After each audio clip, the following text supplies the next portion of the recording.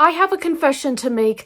I am really not a serious person at all. I actually don't think I've ever been serious a day in my life.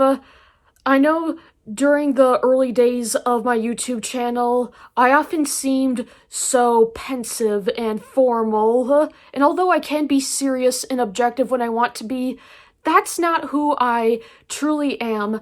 I feel like a fake. During early 2021, when Bakeway Fofei was born, I was coming out of a really difficult period in my life. I was desperate to find somebody who escaped and could teach me how. Somebody else who goes by the name Trey Jones, he's on YouTube. He claims to have overcame extreme anxiety, and he actually inspired me to document my recovery from panic attacks. And honestly, I felt like a hypocrite.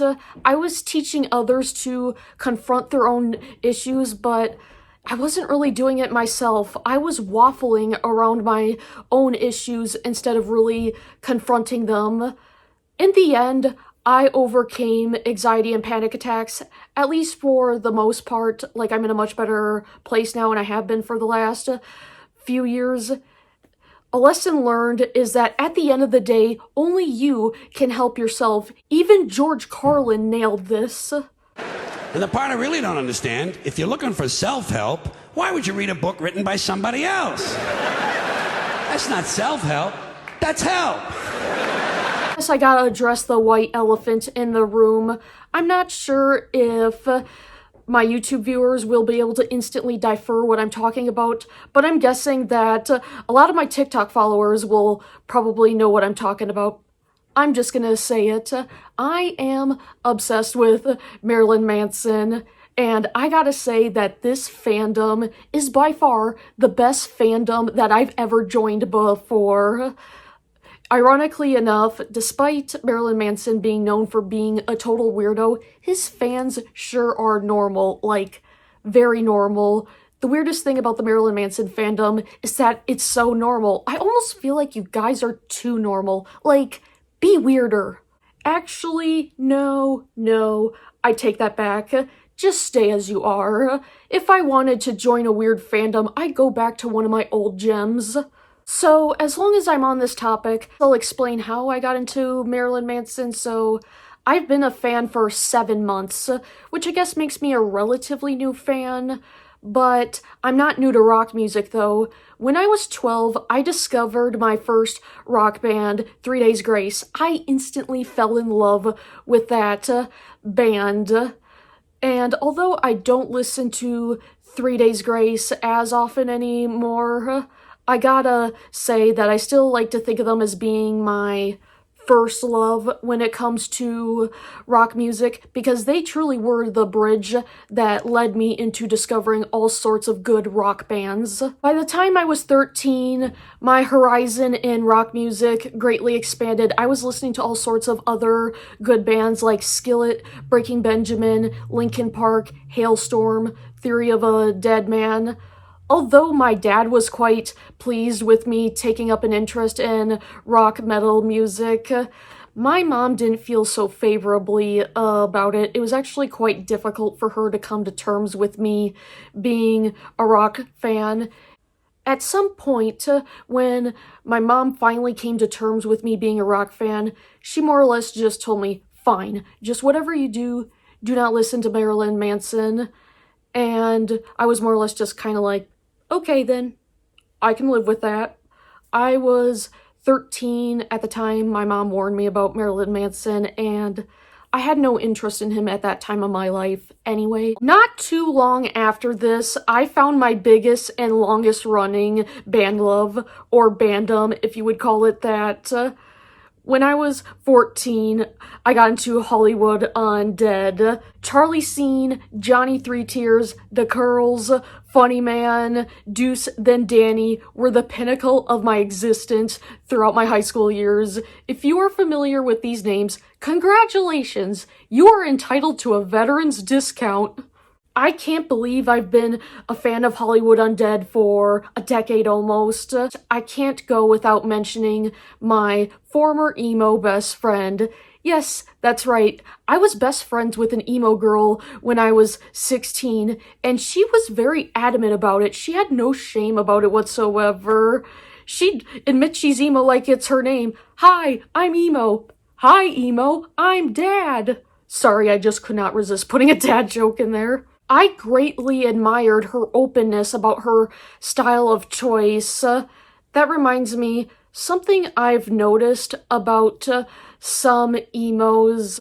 A lot of them don't like to admit that they're emo. Some of them get really angry if you point out that they're emo, even when it's blatantly obvious that they're emo. Some of them will get like really defensive, like, no, I'm not emo, I'm goth, or no, I'm not emo, I'm scene, or no, I'm not emo, I'm alternative. Like, calm down. Even if you don't identify as an emo, why would you be offended at somebody thinking you're emo? I mean, being emo isn't a bad thing, right? So there's no reason to get so defensive about it.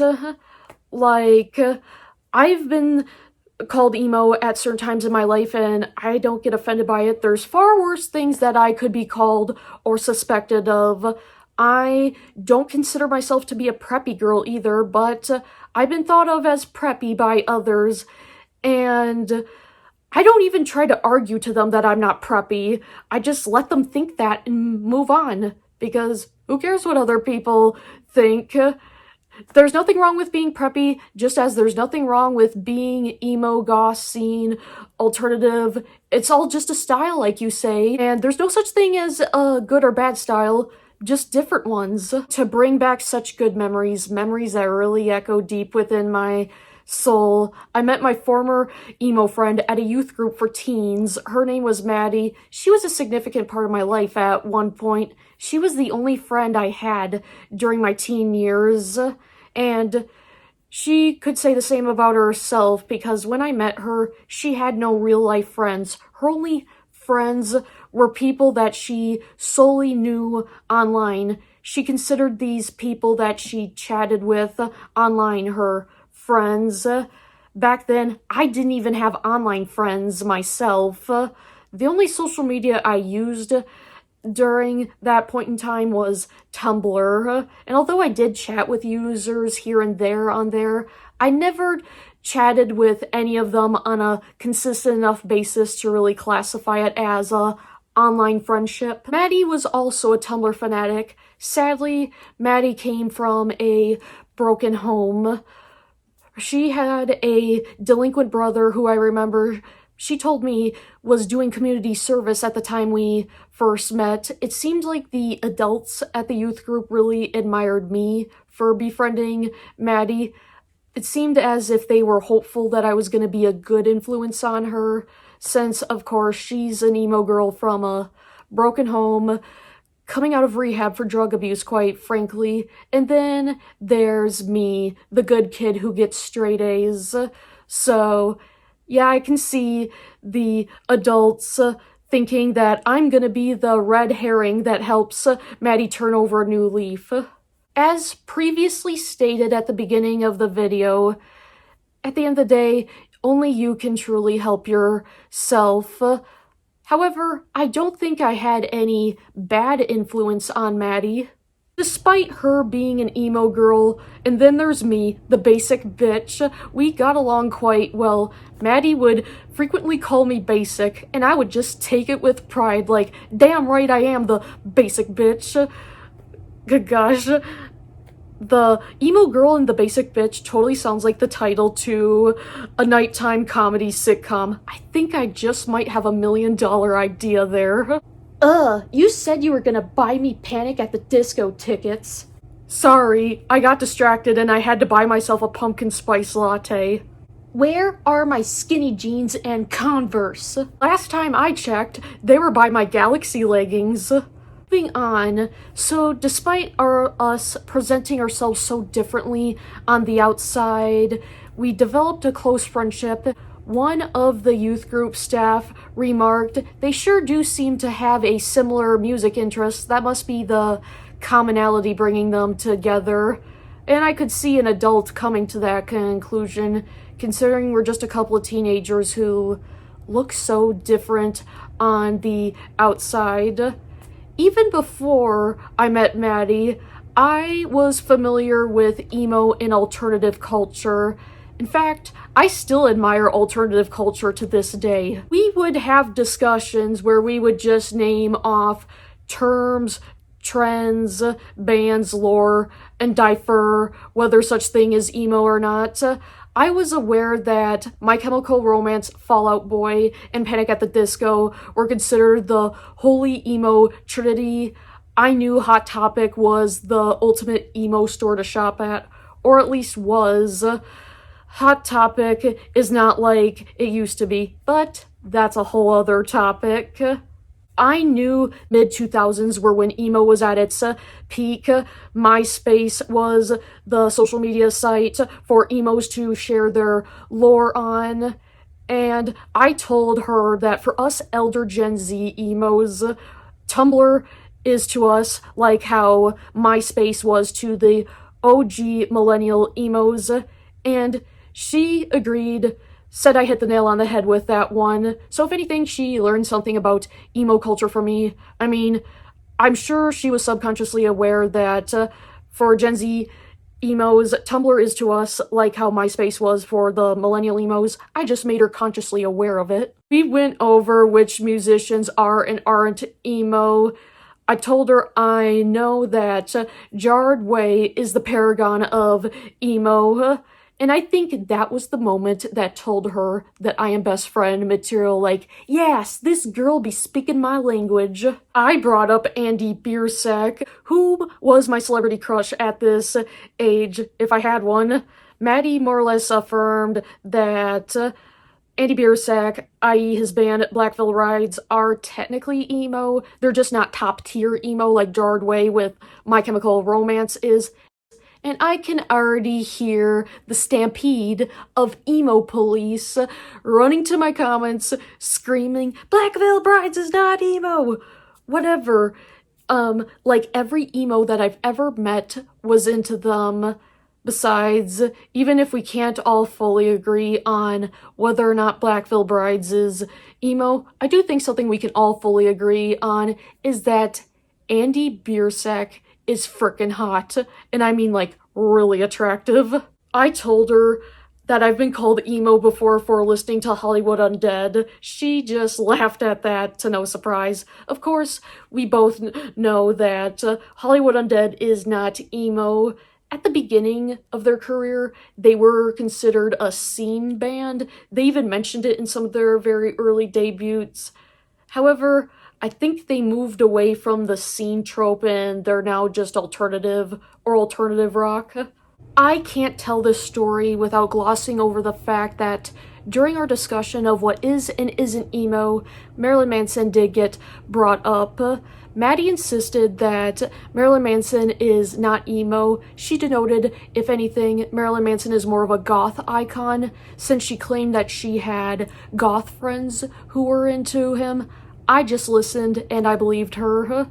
Before you emo police come back and attack me, I can assure you that I am well aware that Marilyn Manson is not emo and that he's not goth either. Marilyn Manson is industrial. I've been a pioneer of alternative culture for 12 years and I've been a fan of Marilyn Manson for 7 months now, so I am up to date with all of the lore. You are welcome. She also showed me some Marilyn Manson lore. I don't quite remember what I actually saw then. I just remember being off-put by his appearance. I think I said something like, gross, ew. I don't know, it was so long ago. Any of my fellow Mansonite followers who just might be watching this, please don't hold this against me. I was just a naive child then. I recall asking her, does he worship the devil or something? And Maddie just straight up responded, who cares? It doesn't matter. Satanists can still be good people. And on the outside, I was just kind of like, alrighty then. But on the inside, I was shook. That was quite the thing to hear for somebody who grew up with the fear of the Lord and grew up going to a parochial school for a portion of my schooling career. Interesting parallel considering the fact that Marilyn Manson attended a Christian parochial school for most of his schooling. Maddie, on the other hand, she grew up inner city. Her parents were not religious, so she never was introduced to any religion. She wasn't really a proclaimed atheist. She just was never introduced to any religion in the first place, so I think that makes her fall under the agnostic umbrella. I once went to Hot Topic with Maddie. I think this was the only time I got to see Hot Topic while it was still in its somewhat good era, since at some point it started to migrate closer to the cringy mainstream. I still remember the employee there. She was wearing a dark tank top, black hair, piercings, and her arms were completely tatted all the way up, dark eye makeup, and skinny jeans on. When she checked me out, she was actually quite nice, and I was just hoping she wasn't thinking, what the hell is a basic girl like that doing in here? Maddie and I both aspired on becoming YouTubers after we finished high school. However, we both agreed on getting through high school first, since school was a thorn in both of our sides. We both struggled and had a hard time in school in both similar and differing ways. We had the goal of becoming content creators after high school, and we both intended on each of us having our own YouTube channel. Then sometimes we collaborate, essentially becoming YouTuber buddies like some content creators do with each other. Maddie was a blessing in my life, and she left quite the impact on me, and I hope that I left some sort of positive, lasting impact on her as well. Sadly, several months before her high school graduation, years back, she told me that after graduation, she plans on moving several states away and disappearing for good. I didn't realize that meant she was gonna abandon me too, but that seems to be the case. I've tried contacting her numerous times in the last few years. She never responded. So Maddie, if by some snowball's chance in hell you're watching this, please reach out to me, leave a comment, reach out to me on TikTok, say something, let me know that you're here. Can't believe I'm getting emotional on YouTube. This is probably a first. To this day, I still wonder where she is and how she's doing. And most of all, I hope that she's okay wherever she is. What was even the point here? Oh yeah, that's right. I was explaining how I got into Marilyn Manson, and I think my emo friend Maddie planted the first seed in me. However, there's somebody else who I think planted an even bigger seed. There she is, Dorian Bridges. I'm sure some of my fans are familiar with her. I think I've mentioned her a handful of times on my channel. I remember one time in particular, I responded to her viewpoint on Tess Holliday. She claimed that Tess Holliday could be anorexic under the guise of atypical anorexia.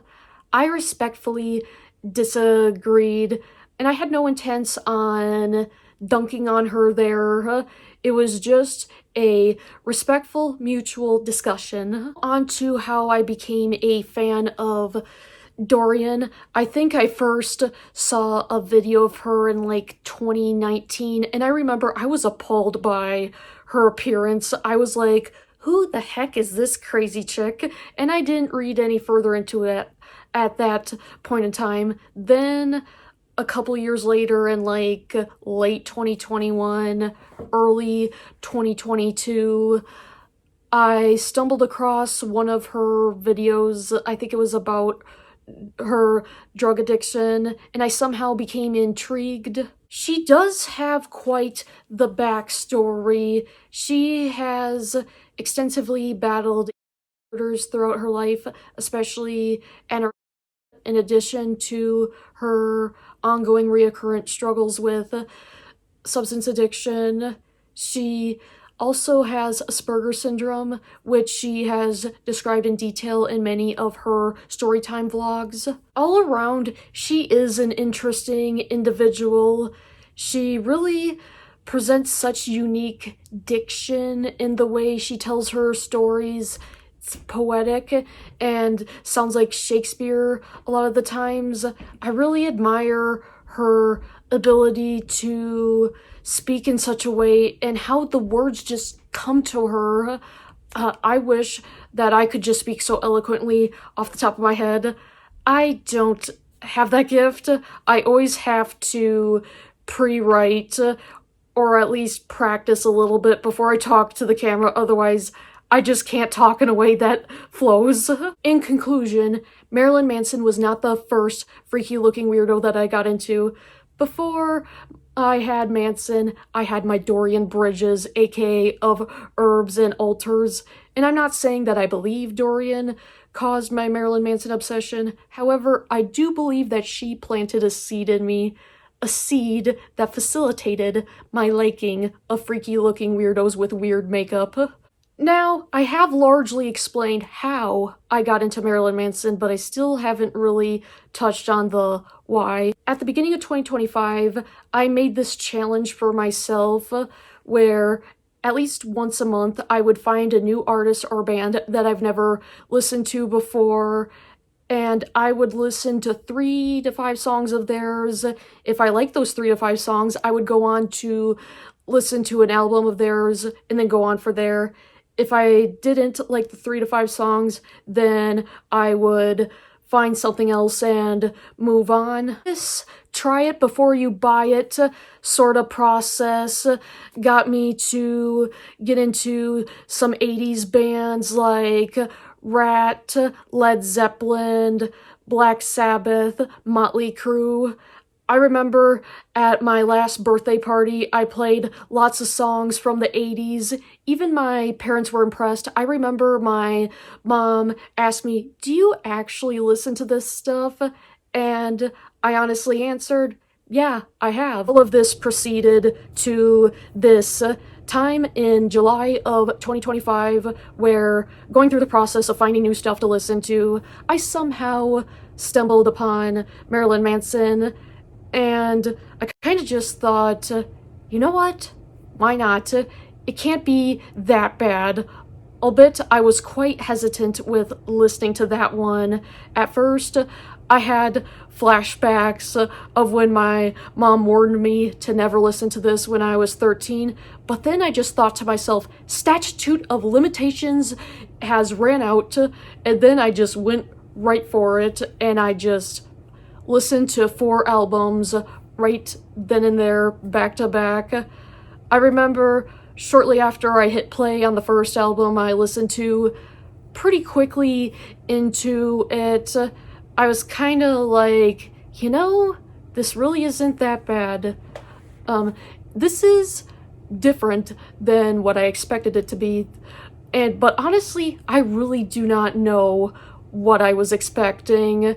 Then I remember the second album that I ever listened to was Mechanical Animals, and even right now that is still my favorite album of his. 10 out of 10, one of the greatest rock albums across the board. It had no skippable songs for me. It had a really good song at the end, Coma White. It was such a soft but heavy ballad that really concluded the album in such a neat way. And Coma White, I'd have to say, is one of the best songs in the history of music. I know that there's many others that agree with me. I mean, it really is a good one. An obsession emerged and stratospherically grew from there. In October 2025 was when I found the TikTok fandom, or as I should say, the TikTok Marilyn Manson fandom found me. I started reposting lore pretty quickly. My TikTok repost page just became a goldmine of Marilyn Manson lore. Other Manson fans started following me, and then they started tagging me in the lore that they post. And then I thought, I gotta return the favor. So then I did. On January 31st, I made and uploaded my first Marilyn Manson edit to TikTok. A couple days later, I uploaded it as a YouTube short as well, which I was quite hesitant to do because, okay, everyone who follows me on TikTok was already well aware of my interest in Marilyn Manson. However, I was not so sure if my YouTube audience was well aware, so at first I was thinking, wait, this is so outside my niche. Nonetheless, I said screw it, and I uploaded it to YouTube anyway. On YouTube, it did quite well. It got 1,200 views and 16 likes in just 3 hours after posting it.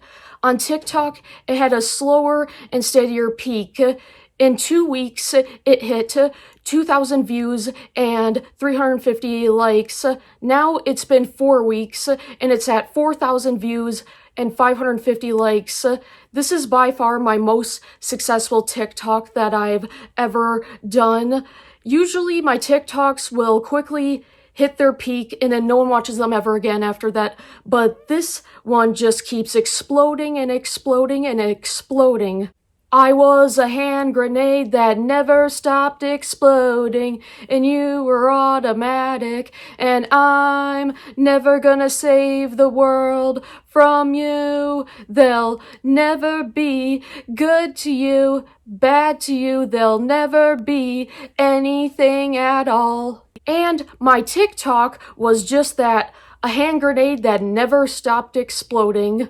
And I have also gotten to know and become TikTok buddies with many other Manson fans since right now I think I have like at least 75 Marilyn Manson fans following me on TikTok.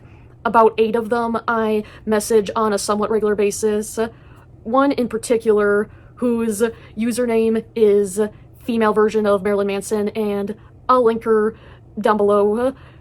She started inviting me to her live streams, and we had one the other night, and it was so fun. There was 2-3 other fans that were showing themselves in the live stream on a split screen, and I was just having a ball the whole time, and I could not stop laughing, and I felt like I was carrying the whole chat. I remember this one time in particular, she said, "What in the name of Marilyn Manson?" And I was like, I've never heard anyone use Marilyn Manson as like a curse, but let's try invent ways to use it as a curse. And then I said, go Marilyn Manson yourself. She said, shove it up your Marilyn Manson. Marilyn Manson off. Son of a Marilyn Manson. Shut the Marilyn Manson up. There will be a sequel to this video. Now that I've explained how and why I got into the Marilyn Manson fandom, in an upcoming video, I will describe what it's like now being part of this fandom. In that future video, I will also be reacting to some awesome lore. Stay tuned for the sequel.